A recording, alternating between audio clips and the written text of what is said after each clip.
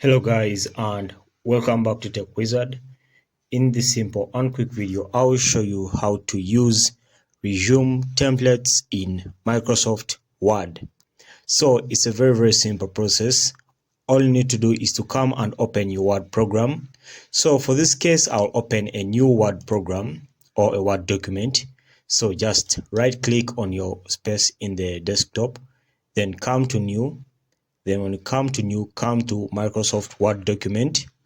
Then you create a new Word.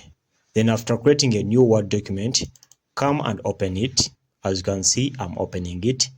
Then after opening it, what you want to do is simple. Come to File. Okay, so when you come to File, come to New. Then when you come to New, scroll this side. As you can see, these are some of the templates, and as you can see, there are some resume templates. This one is called the chronological resume. This one is called the adjacency resume. Okay, so you can pick any of these resumes. This one is the essential resume. Okay, so let me pick the essential resume. So just left click on that.